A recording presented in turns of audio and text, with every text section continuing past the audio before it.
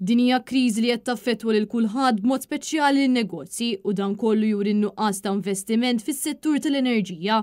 Il-pajjiż jeħtieġ soluzzjonijiet permanenti. Dan sostnieh id-Direttur Ġenerali tal-MEA Joe Farrugia wara li diversi lokalitajiet esperjenzaw tuħ tad-dawl għal sigħat twal b'effett dirett fuq numru kbir ta' negozji. F'kummenti lil Net News Joe Farrugia qal li din il-kriżi li qed tiswa lil pajjiżna miljuni ta' euro qed tħalli impatt fuq kulħadd u turi biċ-ċar in-nuqqas ta' investiment fis-settur tal-enerġija. Daw issa qed iswa pajjiżna miljuni għax jekk inti kellek negozju illi għalaq, allura tilef il-produttività ta' dik il-ġurnata. Jekk kellek negozju illi kellu l-ikel fil-freezer u kellu jarmieħ, allura l-istess, tilef mhux biss il-produttività imma anki l-istokk illi kellu. Qed naslu f'punt fejn ħafna negozju anki qegħdin jinvestu fil-generator, mela da żmien li nibqgħu nixtru l-generators.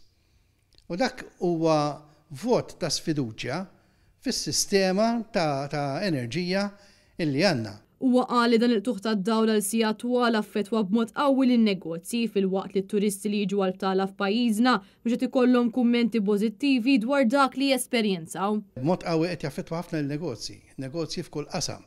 F'telf ta' produttività fil-manifattura, pereżempju, negozji żgħar b'mod partikolari qegħdin jintlaqtu ħafna u l-qasam turistiku illi f'peak season, voldi li fl-iktar perjodu li aħna nistennew illi jiġu turisti qegħdin jiġu daw fl-eqqel ta' sħana u jmorru lura pajjiżhom u jgorru illi l-esperjenza tagħhom ta' Malta ma kienitx tant pożittiva. Joe Farrugia saħaq fuq l-importanza li jkun hawn strateġija u pjan fit-tul għas-settur tal-enerġija. M'hemm xejn jew ftit hemm affarijiet li huma aktar essenzjali mill-provista ta' l-enerġija. Allura din hija ħaġa urġenti, ħaġa li ma tistax tistenna u ħaġa li ma tistax tiġi indirizzata billi nraqqaw il-pannu bil-qaraħmar.